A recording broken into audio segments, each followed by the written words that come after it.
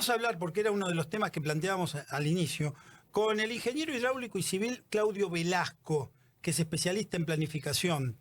¿Y saben por qué hidráulica? ¿Por qué yo quiero decir esto? Porque planteo lo siguiente: el Estado debe quedar fuera de toda responsabilidad en la obra pública. Es decir, los privados son los que tienen, como escuchaba ayer a un señor Monteverde que dice que es economista y que estaba con otros economistas liberales, que le rebatían y le decían, no, el Estado está presente en la obra pública en todo el mundo, porque si yo tengo que hacer una ruta, por ejemplo, que vaya de Viedma o de Bahía a Río Gallegos, mejorar la 3, y bueno, por ahí no es rentable para los privados. El Estado no puede salir, puede ser mixta, puede auspiciar la participación de los privados, pero ¿cómo el Estado va a hacer nuevamente para hacer una licitación y que lo haga otro y que se lleve lo que pueda recoger de un peaje?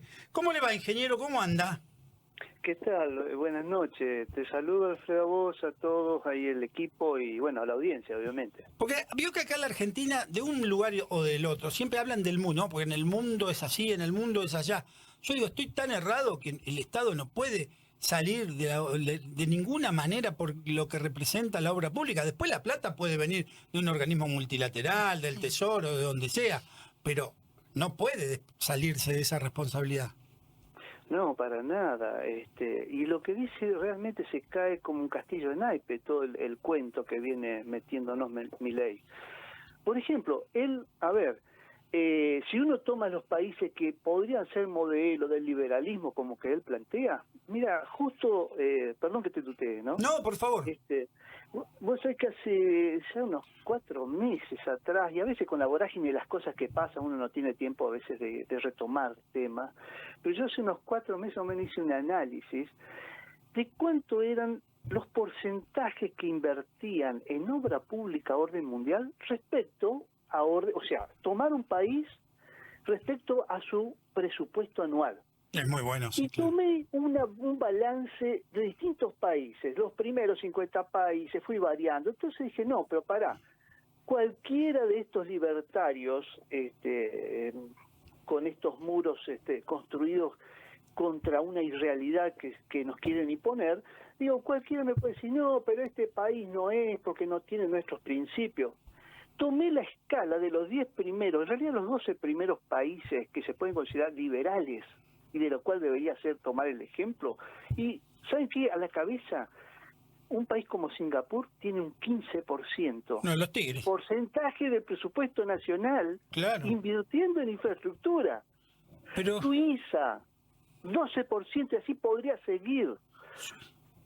No sé, a mí me pasó hace muchos años, miren, en Alemania, que me contaron el tema de los trenes, que acá ha sido uno de los fenómenos a demonizar históricamente por el liberalismo, desde comunicadores como Neustadt y Grondona, pasando por todos, ¿no? La dictadura militar con Martínez de Oz, los distintos gobiernos, el Menemato y Macri y todo. Entonces los alemanes me decían que gastaban miles de millones de euros, en ese momento, todavía no me acuerdo si eran euros, en los ferrocarriles. Pero me decían, pero para nosotros esto no es un gasto. Esto es una fenomenal inversión. Y me describían lo que implicaba eso, por ejemplo, en accidentología en las rutas, lo que implicaba culturalmente para los pueblos, lo que implicaba en el transporte que se evitaba en camiones, y bueno, y un montón de otros datos. Pero acá siempre fue como un gasto. Desarmaron toda la industria, las vías férreas argentinas. Sí.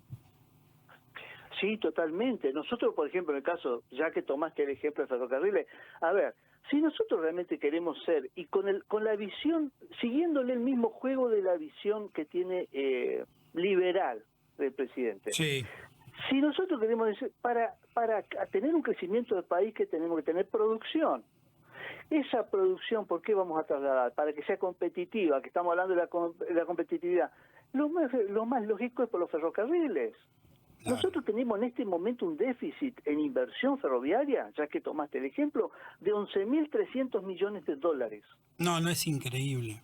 Y teníamos 43.000 kilómetros de vías férreas. Y tenemos ahora 8.000, 9.000, ¿eh? Y en un estado que... A ver, para ser sincero, esto no... hay cosas que no le podemos achacar a Milei porque venimos en económico de muchos años, esa es la verdad.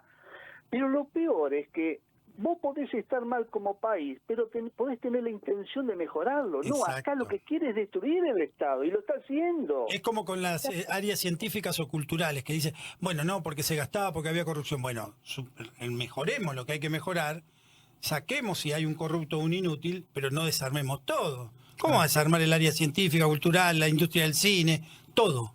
Todo porque No. se le ocurre que había 2 o 3 que hacían, que no, que por ahí sí lo Es hacían. la excusa, el chivo expiatorio. En realidad lo que quieren es cerrar. Lo que pasa es que los gobiernos, insisto yo con esto, los gobiernos cuando llegan al poder que tienen una entidad popular y nacional, deben ser más cuidadosos con algunas cosas, porque después es el caldo de cultivo para estos personajes, ¿no?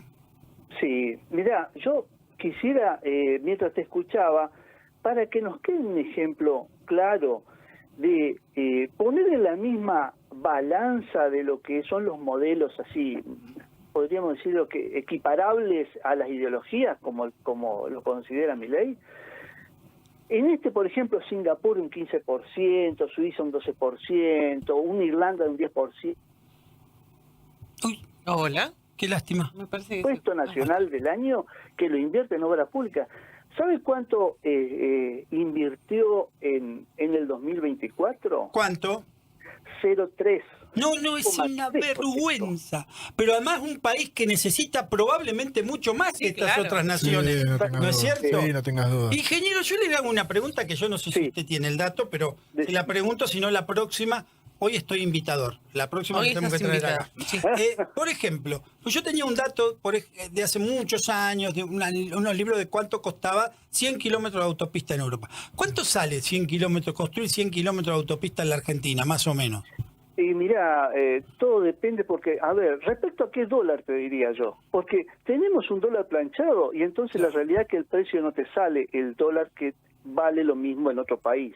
Y a nivel internacional, ¿hay algún cálculo promedio de decir... Sí, yo te diría que en forma tradicional y de acuerdo a cómo se mantenía en general una estabilidad de dólar, estábamos hablando de 100 millones de dólares. 100 millones. De dólares para 100 kilómetros no de autopista, discúlpame, de ruta. De ruta. Porque si no, si vos tenés más calzada, y te va a salir más caro, se te duplica enseguida si tenés una doble calzada. Por ejemplo, se te va a 200 millones. Claro.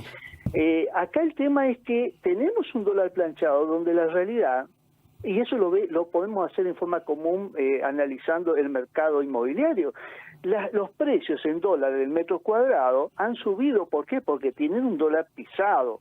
Tienen un dólar pisado, y eso que en definitiva nos lleva a que el precio puede ser 130 millones de dólares hoy día. Claudio, buenas noches. sí. Laura Baljas lo saluda. ¿Cómo le va? ¿Qué tal? ¿Cómo estás? Muy bien. Claudio, a lo mejor usted pueda darme una respuesta a esta pregunta. Además de las cuestiones que tienen que ver con la accidentología, ¿no? Cuando no se arreglan los caminos, por ejemplo, ¿qué otros puntos afecta el hecho de que no tengamos caminos en buen estado, rutas terminadas? Digo, ¿cómo afecta esto a la población, a los poblados en sí mismos?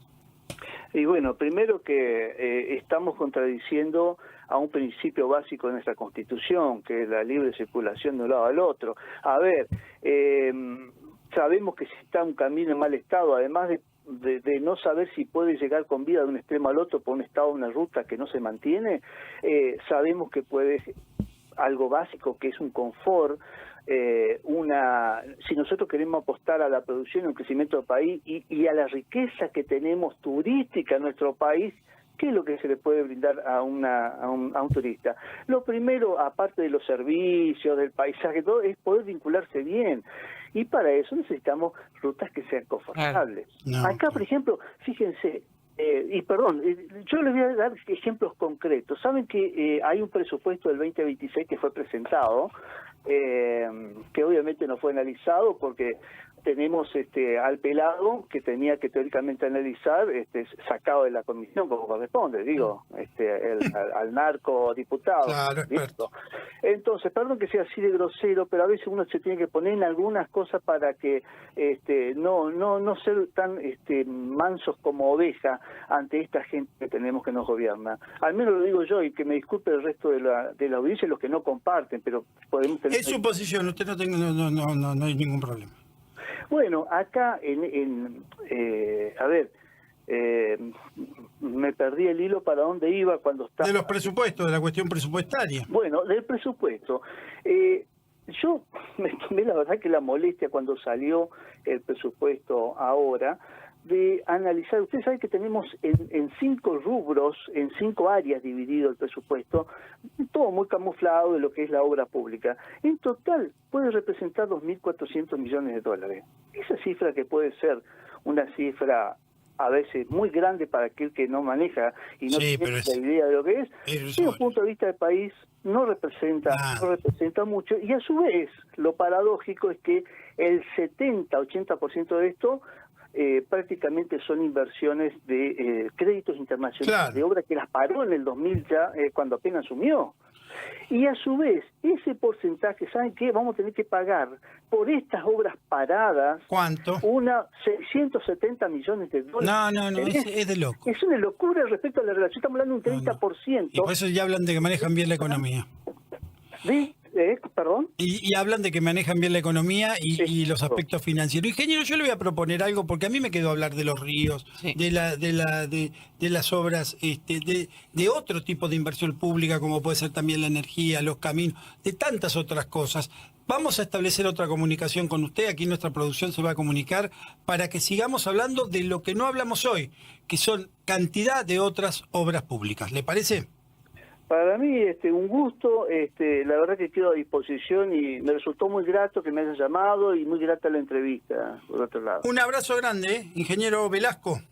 Igualmente a ustedes, Ahí estuvo. ¿Sabe lo que me gustó de esto? Los datos. Claro, los datos. conciso. Los datos. Fáctico. 0.03% de inversión pública en la Argentina. Contra el 15% de un país ultraliberal, de los tigres de Asia, de los que más crecen, que es Singapur.